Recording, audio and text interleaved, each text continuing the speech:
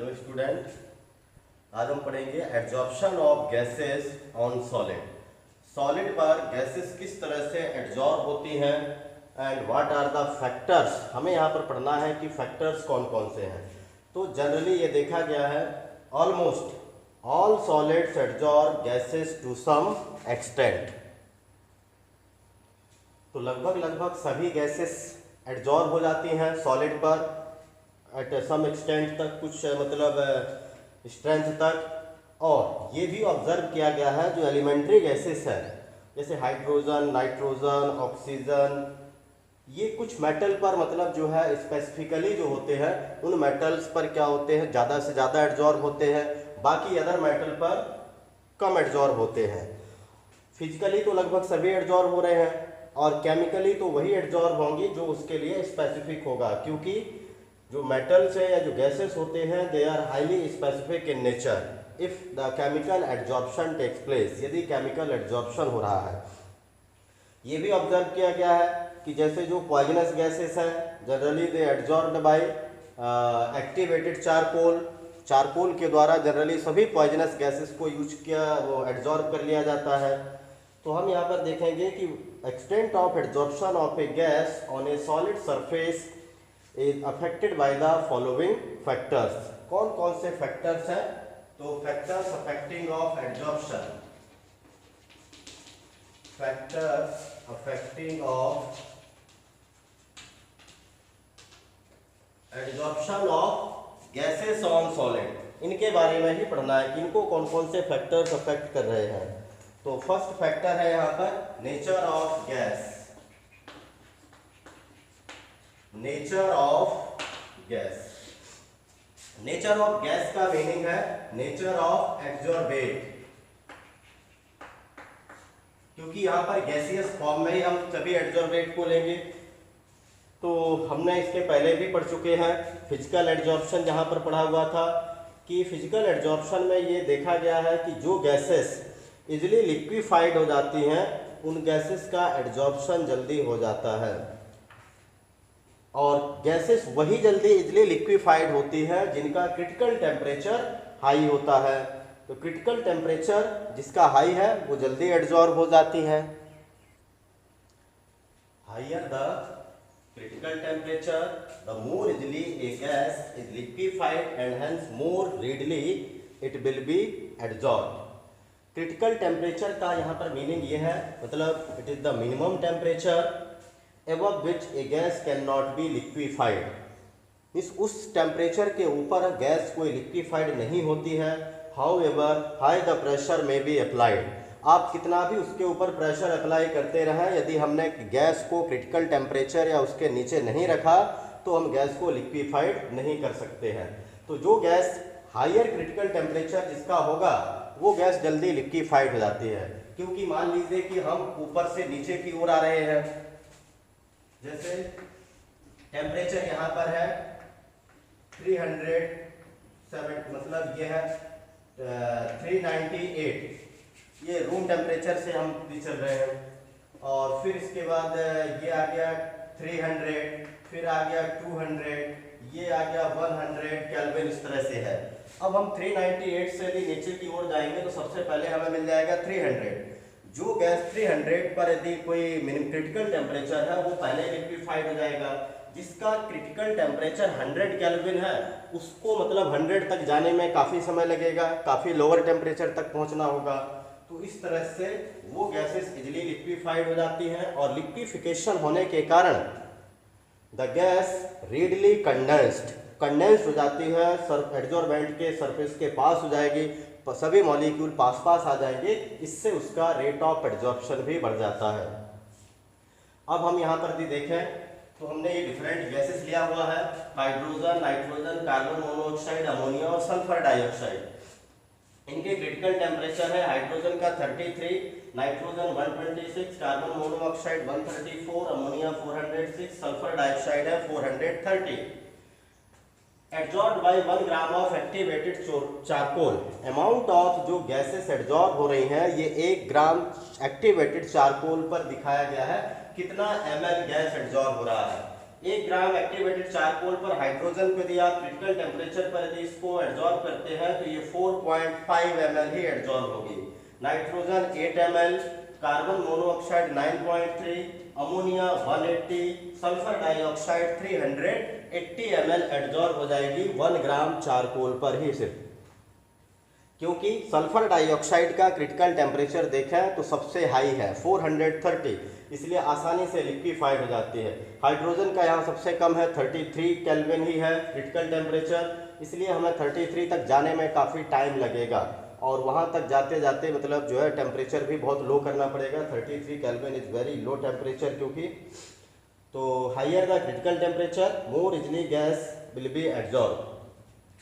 और वहीं पर यदि आप केमिकल एड्जॉर्प्शन देखेंगे तो केमिकल एड्जॉर्प्शन तो हाईली स्पेसिफिक नेचर का होता है and a gas gets adsorbed on the solid only if it forms chemical bond. यदि वह केमिकल बॉन्ड बनाएगी तभी वो केमिकली एड्जॉर्ब हो पाएगी। तो ये टोटल मतलब ये फिजिकल एड्जॉर्प्शन से रिलेटेड डाटा दिया गया है यहाँ पर। ये नेचर ऑफ गैस पर इस तरह से डिपेंड करता है। सेकंड है नेचर ऑफ एड्जॉर्बेंट। तो एड्जॉर्बेंट के नेचर पर भी डिपेंड करता है एक्सटेंट ऑफ एड्जॉर्प्शन, और जनरली ये एब्जॉर्ब किया गया है कि जो एक्टिवेटेड चारकोल है या फाइनली डिवाइडेड मेटल्स हैं, मीन्स उसको पार्टिकल सूक्ष्म से सूक्ष्म जो है पार्टिकल में कन्वर्ट कर दिया, स्मॉल से स्मॉल पार्टिकल में कन्वर्ट करने पर, या मेटल ऑक्साइड्स हैं, क्ले है, ETC है, ग्रेटर एड्जॉर्बिंग पावर। इनमें एड्जॉर्बिंग पावर ज़्यादा पाई जाती है और जनरली जो एक्टिवेटेड फॉर्म में रहता है ये नॉर्मल एड्जॉर्बेंट के कंपैरिजन में ज़्यादा एड्जॉर्बिंग पावर इसमें पाई जाती है। तो एक्टिवेशन ऑफ जो एड्जॉर्बेंट है it can be done by following methods. ये हम फॉलोइंग मेथड्स से कर सकते हैं कैसे एड्जॉर्बेंट को एक्टिवेट किया जाए। जैसे फर्स्ट है एक तो by making the surface of adsorbent rough. हम एड्जॉर्बेंट की सरफेस को रफ बना दें तो एड्जॉर्बिंग पावर उसका इंक्रीज हो जाएगा। और बाय इंक्रीजिंग सरफेस एरिया या by dividing into smaller pieces.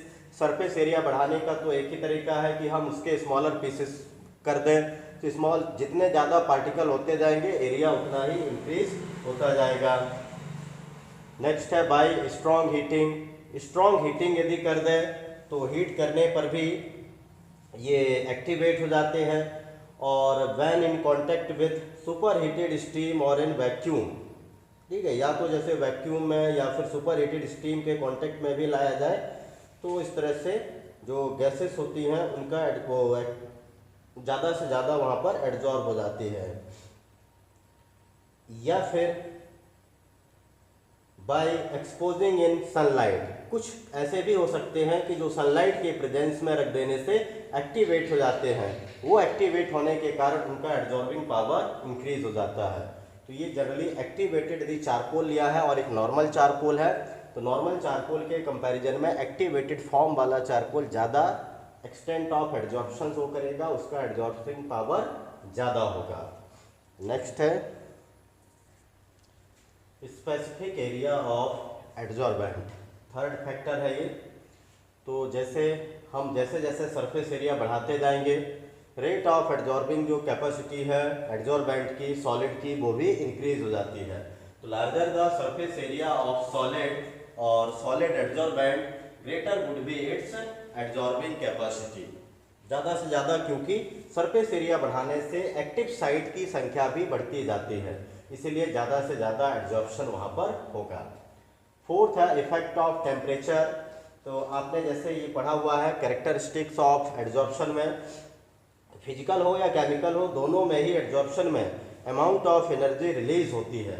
Means the process of adsorption is an exothermic process. Adsorption एक तरह से एक्सोथर्मिक प्रोसेस है और एक्सोथर्मिक जो प्रोसेस होती हैं वो जनरली लो टेम्परेचर पर ज़्यादा फेवर करती हैं। और अकॉर्डिंग यदि हम इसको ली चैटलियर प्रिंसिपल देखा जाए, the increase in temperature it will favour the reverse process of desorption.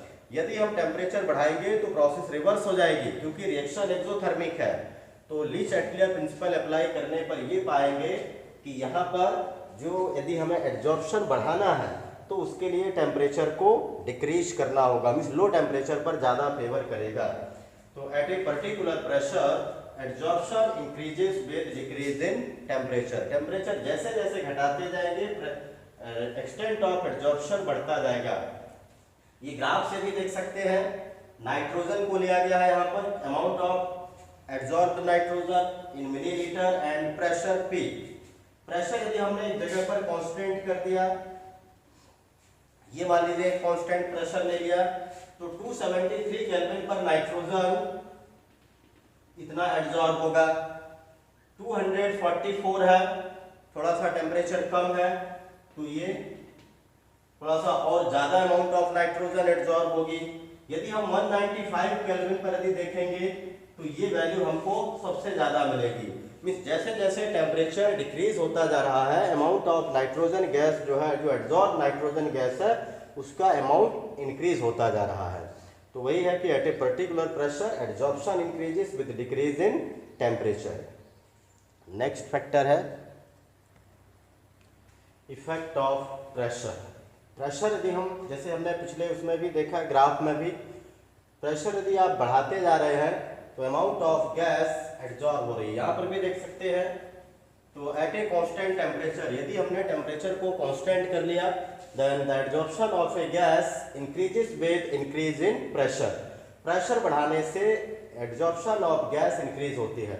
और इसका जो कारण है कि प्रेशर बढ़ाने पर, क्योंकि जब आप प्रेशर को इंक्रीज करेंगे तो गैस जो होंगी, गैसेस मॉलिक्यूल्स हैं, they come close to each other and condensed to form liquid, और लिक्विड के रूप में भी कंडेंस हो सकती हैं यदि हमने टेम्परेचर कम कर दिया तो। वही है कि गैस के कंडेंसेशन के कारण गैसेस मॉलिक्यूल पास आते हैं, एड्जॉर्बेंट के करीब आ जाते हैं। एड्जॉर्बेंट के पास आने से उसके एक्टिव साइड से वो आसानी से बाइंड अप हो जाते हैं। तो इस कारण से प्रेशर बढ़ाने पर एड्जॉर्प्शन ऑफ गैस इंक्रीज होता जाता है, क्योंकि अदरवाइज गैसेस मॉलिक्यूल्स जो है रैंडमली मूव करते रहते हैं इन एनी डायरेक्शन, लेकिन एड्जॉर्प्शन के कारण वो सबसे पास में आ जाएंगे, उसकी रैंडमनेस थोड़ा सा कम हो जाएगी। और ये जो गैस है, पहले देखें थी हम, तो प्रेशर बढ़ाने पर रेट ऑफ एड्जॉर्प्शन बढ़ता जा रहा है, लेकिन एक निश्चित समय के बाद फिर ये यहाँ पर जो है इस तरह से कांस्टेंट हो जाती है वैल्यू। मीन्स और अधिक प्रेशर बढ़ाने पर extent of adsorption further increase नहीं होता है। लेकिन यदि इनिशियली देखें तो एक्सटेंट ऑफ एड्जॉर्प्शन लगातार ही इंक्रीज होता जाता है। तो अब हमें इसी से रिलेटेड ही, मतलब आगे जो टॉपिक है वो हमारा इसी से रिलेटेड है कि प्रेशर को बढ़ाते हैं तो कितना अमाउंट ऑफ गैस एड्जॉर्ब होगी। इसके लिए हमें पढ़ना है एड्जॉर्प्शन आइसोथर्म। तो नेक्स्ट टॉपिक है एड्जॉर्प्शन आइसोथर्म। एड्जॉर्प्शन और आइसोथर्म, आइसो मतलब है सेम या फिर कांस्टेंट, और थर्म मीन्स टेम्परेचर। तो यहाँ पर एड्जॉर्प्शन और हम प्रेशर के रिलेशन के बारे में पढ़ेंगे एट कांस्टेंट टेम्परेचर। और ये ऑब्जर्व किया गया है स्पेशली गैसेस के लिए कि जैसे जैसे हम एक्सटेंट जो ऑफ एड्जॉर्प्शन ऑफ गैसेस है ये प्रेशर पर डिपेंड करता है। मीन्स प्रेशर बढ़ाने से रेट ऑफ एड्जॉर्प्शन या एक्सटेंट ऑफ एड्जॉर्प्शन इंक्रीज होता जाता है। और यदि हम यही चीज़ सॉल्यूशन के लिए यदि हम फाइंड करते हैं तो वहाँ पर प्रेशर की जगह हम कंसंट्रेशन का यूज करेंगे सॉल्यूशन के लिए, जबकि गैसेस के लिए यूज करेंगे प्रेशर का। तो इट इज अ रिलेशनशिप, एक तरह से ये रिलेशनशिप है एक्सटेंट ऑफ एड्जॉर्प्शन और प्रेशर के बीच में। Adsorption isotherm is the relation between the amount of substance adsorbed by the adsorbent and the equilibrium gas pressure. Generally हम गैस के लिए पढ़ रहे हैं तो गैस हमें जो है इक्विलिब्रियम में लेना पड़ेगा उसका प्रेशर एट कांस्टेंट टेम्परेचर, और यदि हम सॉल्यूशन ले रहे हैं तो उसके लिए कंसंट्रेशन ले लेंगे। ग्राफ में देखें यहाँ पर ये प्रेशर लिया हुआ है, extent of adsorption means x upon m। x upon m is the extent of adsorption, where x is the mass of adsorbent, m is the mass of adsorbent, और ये PS is the saturation pressure. Saturation pressure मतलब अब उस pressure के बाद further और adsorption नहीं होगा। तो जब हम प्रेशर को यहाँ से बढ़ाते हैं, ये देख रहे हैं कि एक्सटेंट ऑफ एड्जॉर्प्शन पहले इंक्रीज होता जाता है, फिर ये कर्वी लाइन आकर के, कर्व लाइन के बाद ये सीधे स्ट्रेट लाइन हो जाती है। स्ट्रेट लाइन मिलने के मतलब होता है कि यहाँ पर अभी जो एक्सटेंट ऑफ एड्जॉर्प्शन है, जो रेट ऑफ एड्जॉर्प्शन है, वो एकदम कांस्टेंट हो गया। अब लेकिन यहाँ पर यह भी है कि प्रोसेस ये रुक नहीं रही है, it continue and it establish the equilibrium between adsorption and desorption. यहाँ पर दोनों के बीच में एक तरफ से एड्जॉर्प्शन भी हो रहा है और डिसॉर्प्शन भी हो रहा है, इसलिए लगातार ये प्रोसेस चल रही है, स्टॉप नहीं हुई है। तो सैचुरेशन प्रेशर के बाद हम फर्दर और इसे एक्सटेंट ऑफ एड्जॉर्प्शन को इंक्रीज नहीं कर सकते हैं। तो इसे हम बोलते हैं आइसोथर्म, क्योंकि ये कांस्टेंट टेम्परेचर पर रिलेशनशिप है। और यहाँ पर वैसे दो आइसोथर्म जो है पढ़ते हैं, एक फ्रेंडलिक एड्जॉर्प्शन आइसोथर्म, एक लैंगम्यूर एड्जॉर्प्शन आइसोथर्म, लेकिन हमें इस सिलेबस में सिर्फ फ्रेंडलिक एड्जॉर्प्शन आइसोथर्म ही पढ़ना है। तो इसके जो मैथमेटिकल रिलेशनशिप है वो एक्सप्लेन किया गया फ्रेंडलिक एड्जॉर्प्शन आइसोथर्म के द्वारा। फ्रेंडलिक एड्जॉर्प्शन आइसोथर्म है, ये फ्रेंडलिक के द्वारा दिया गया था इन 1909 में। ये was explained the variation of extent of adsorption means x upon m with pressure P at a particular temperature mathematically. उन्होंने एक्सटेंट ऑफ एड्जॉर्प्शन और प्रेशर के रिलेशनशिप को मैथमेटिकल फॉर्मूलेस के द्वारा एक्सप्लेन किया था इन्होंने। तो ग्राफ से इन्होंने फॉलोइंग ऑब्जर्वेशंस यहाँ पर आसानी से उनको ढूंढ सकते हैं। ग्राफ में देखिए तीन तरीके से इसको रिप्रेजेंट किया गया है। तो यदि हम ये वैल्यू माने कि यहाँ तक ये लो प्रेशर की वैल्यू है, ये लो प्रेशर, ये इंटरमीडिएट प्रेशर और ये यहाँ से इसके बाद में ये हाई प्रेशर, सैचुरेशन प्रेशर के बाद जो है हाई प्रेशर। तो हमने इस तरह से ये तीन कैटेगरी में इसको डिवाइड कर लिया, लो प्रेशर, इंटरमीडिएट प्रेशर और हाई प्रेशर। लो प्रेशर पर यदि हम इसके ऑब्जर्वेशन को देखें, एट लो प्रेशर पर जो एक्सटेंट ऑफ एड्जॉर्प्शन है और प्रेशर, इन दोनों के बीच का जो रिलेशनशिप आया है वो ग्राफ का जो लाइन ऑलमोस्ट स्ट्रेट लाइन है। ये लगभग स्ट्रेट लाइन होने के कारण इसका मतलब हुआ कि it is directly proportional to the pressure. Extent of यहाँ पर डायरेक्टली प्रोपोर्शनल हो गया प्रेशर के, क्योंकि ये लाइन लगभग ऑलमोस्ट स्ट्रेट है। तो ये रिप्रेजेंट कर रहा है, इंडिकेट कर रहा है कि इस प्रेशर पर x upon m is directly proportional to P। ये लो प्रेशर पर x upon m is directly proportional to P। Proportionality यहाँ पर हटाएंगे तो x upon m is equal to Kp। K is the proportionality constant, इसे हम proportionality constant के रूप में देखेंगे। तो x upon m is equal to Kp, K is a constant. अब हम इसके बाद हाई प्रेशर पर चलते हैं। हाई प्रेशर पर किस तरह से देखने को यहाँ पर मिल रहा है, हाई प्रेशर पर देखें तो ऑलमोस्ट लाइन जो है ये parallel to the pressure axis के पैरेलल हो गया है। मीन्स आप प्रेशर कितना भी बढ़ाते जाइए, एक्सटेंट ऑफ एड्जॉर्प्शन नहीं बढ़ेगा। Means extent of adsorption does not depend on the high pressure. High pressure पर यहाँ पर मीन्स P पर अब डिपेंड नहीं कर रहा है। तो हाई प्रेशर पर लगभग ये कांस्टेंट हो गया वैल्यू, और कांस्टेंट होने का मतलब है कि इंडिपेंडेंट है। तो हम इसको इस तरह से भी लिख सकते हैं, x upon m is directly proportional to P to the power 0, क्योंकि a टू द पावर 0 मतलब वैल्यू 1 हो जाएगा। तो यहाँ पर हो जाएगा ये x upon m is equal to k, क्यों P to the power 0 is equal to 1। तो ये यहाँ पर हाई प्रेशर पर देखा जाए x upon m means extent of adsorption become constant, ये वैल्यू कांस्टेंट हो गई। लेकिन यदि हम इसी को इंटरमीडिएट यदि प्रेशर पर देखते हैं, एट इंटरमीडिएट प्रेशर, तो इंटरमीडिएट प्रेशर पर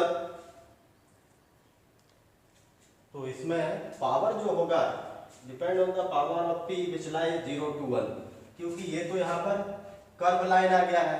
कर्व लाइन का मतलब है कि ना तो पूरी तरह से डायरेक्टली प्रोपोर्शनल है और ना ही मतलब वो कांस्टेंट है। इसका जो पावर होगा it lies between 0 to 1, means fractional power of the pressure. यहाँ पर हम जो पावर का प्रेशर लेंगे वो फ्रैक्शन के रूप में लेंगे, जैसे 0.1, 0.2, 0.3, 0.4, जनरली 0.5 तक होती है, इसके आगे भी लेकिन वैल्यू जा सकती है 0.6, 0.7, 0.8, 0.9 और फाइनल हो जाएगा 1। मींस यहाँ पर x upon m is directly proportional to the p to the power 1 upon n, where 1 upon n is equal to 0.1 to 0.9। यहाँ तक की वैल्यू हमें 1 upon n is equal to लेना है। अब हम इसमें ये प्रोपोर्शनलिटी हटा देते हैं, तो ये प्रोपोर्शनलिटी हटा दिया, ये वैल्यू आ जाएगी m x upon m is equal to k p to the power 1 by n। अब n जो है ये हम होल वैल्यू ले सकते हैं 1 से लेकर के 9 तक का, कोई भी वैल्यू रखेंगे 1 अपॉन 1 अपॉन जैसे 2, 1 अपॉन 3, 1 अपॉन इस तरह से वैल्यू लेना है।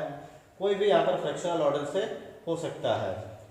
अभी यहाँ पर इसको हमें कैलकुलेट करने के लिए दोनों साइड इसका लॉग लेना पड़ेगा। टेकिंग लॉग बोथ साइड, दोनों तरफ लॉग ले लेंगे इस इक्वेशन का, तो log x upon m is equal to, ये वैल्यू हो जाएगी log k plus 1 by n log p। यहाँ पर यदि आपको k या n का वैल्यू फाइंड करना है, कैलकुलेट करना है, तो उसके लिए फिर आपको ये log लेकर के इसको सॉल्व कर सकते हैं।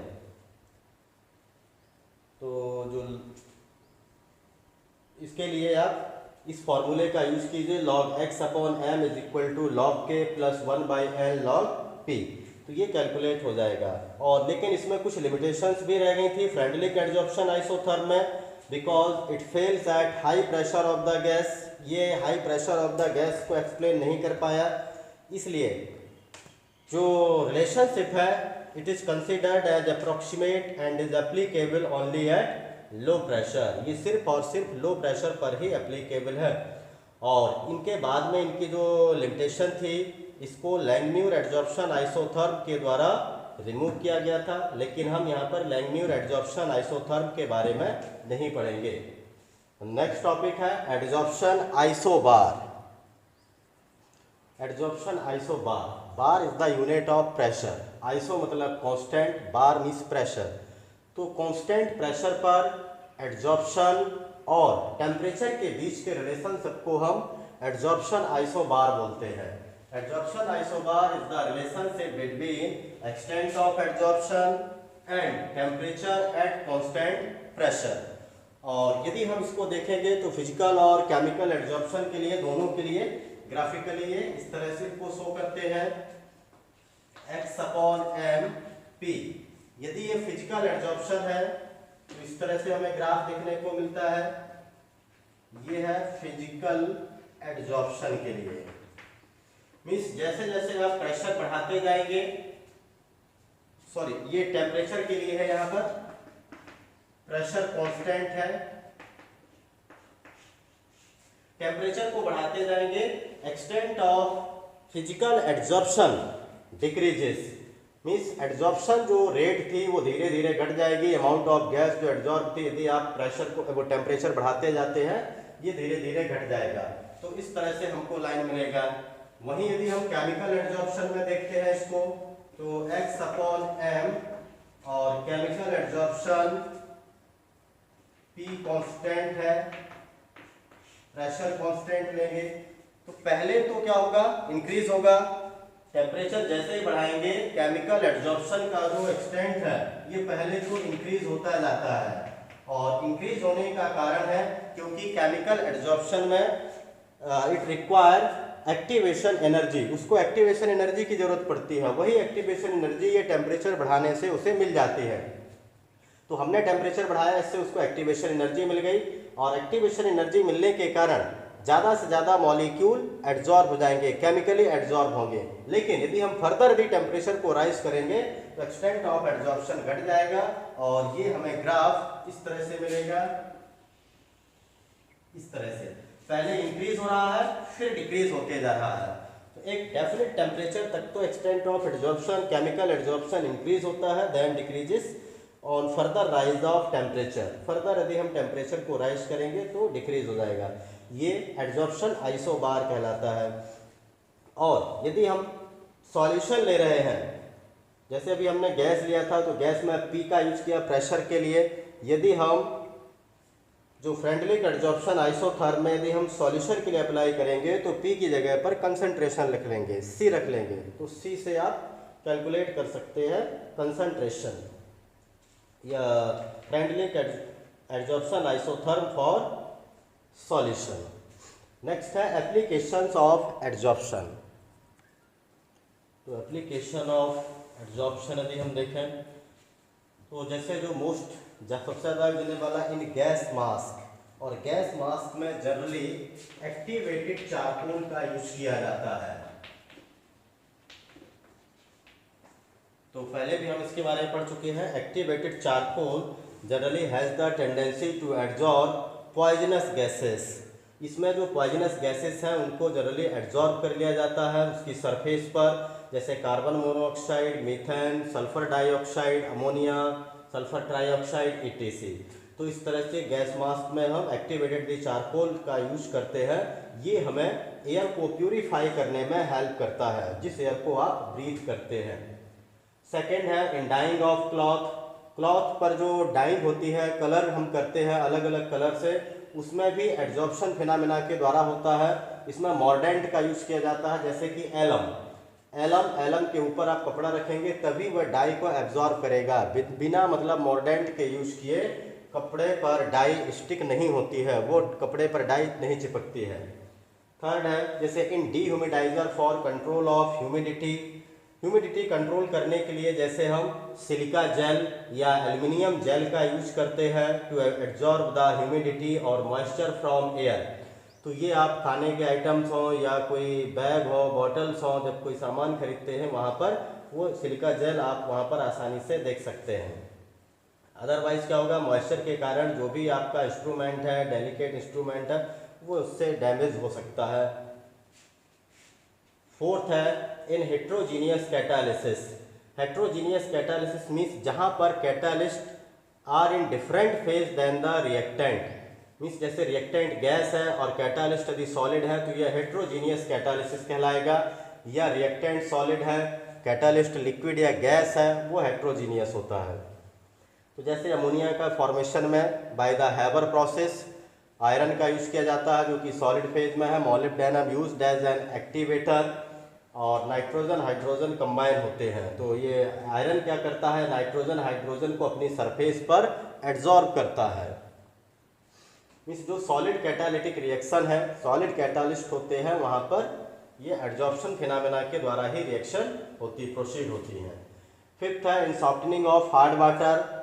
हार्ड वाटर को सॉफ्ट बनाने में भी इसका फिनोमेना का यूज है, क्योंकि जो ऑर्गेनिक पॉलीमर्स हैं कंटेनिंग रेजेंस, मतलब जो आल्सो कॉल्ड रेजेंस, और कंटेनिंग ग्रुप लाइक जैसे carboxyl group, sulphonic group, amine, ये सभी क्या करते हैं, they have the property of selective adsorption of ions from solution. Solution से सेलेक्टिव आयन को, मीन्स हार्ड वाटर जो आयंस रिस्पॉन्सिबल है हार्ड वाटर बनाने के लिए, उन आयंस को एड्जॉर्ब कर लेते हैं। सिक्स्थ है removal of colouring matter from solution.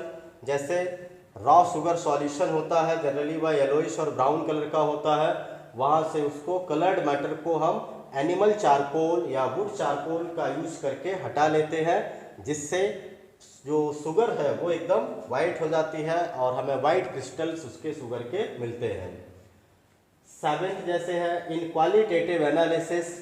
जैसे इसके लिए ये क्वालिटेटिव एनालिसिस और भी उसमें किया जाता है, जिससे फेमस है इसमें lake test of aluminium ion.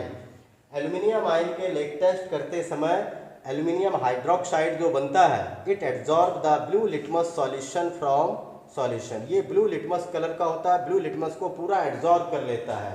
तो इस तरह से क्वालिटेटिव एनालिसिस में भी यूज हम इसका कर सकते हैं या इस फिनोमेना का यूज होता है। नेक्स्ट एप्लीकेशंस है, नेक्स्ट है production of high vacuum. High vacuum create करना है क्योंकि जो एड्जॉर्प्शन के द्वारा आप ट्रेसेस ऑफ गैसेस को भी एड्जॉर्ब कर सकते हैं।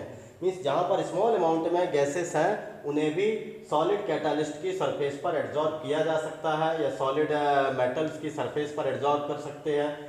तो ये हाई वैक्यूम प्रोडक्शन में भी हेल्प करता है एड्जॉर्प्शन फिनोमेना। और यदि हम देखें नेक्स्ट, जैसे separation of inert gas, inert gas को सेपरेट करना है तो due to the difference in degree of adsorption of gases by charcoal, mixture of noble gases can be separated by adsorption. और इसके लिए हम जनरली कोकोनट चारकोल का use करते हैं at different temperature. Coconut charcoal बनाया जाता है अलग अलग टेम्परेचर पर, उसके लिए वो इनर्ट गैस को सेपरेट करने में हेल्प करता है by the phenomena of adsorption. Next है इन क्यूरिंग डिसीजेस। डिसीज क्योर करने में भी एड्जॉर्प्शन फिनोमेना अप्लाई होता है। जैसे जो ड्रग्स हैं use to kill the germs, they adsorb on the surface of germ and kill them. ये जर्म की सरफेस पर एड्जॉर्ब हो जाता है ड्रग्स जो भी हम यूज कर रहे हैं और वही उसको जो है खत्म कर देता है। तो ये एड्जॉर्प्शन फिनोमेना के द्वारा डिसीज क्योर भी होती हैं। तो आज के हमने इस वीडियो में काफ़ी कुछ पढ़ा। तो आज के इस वीडियो में इतना ही। Thank you, have a nice day.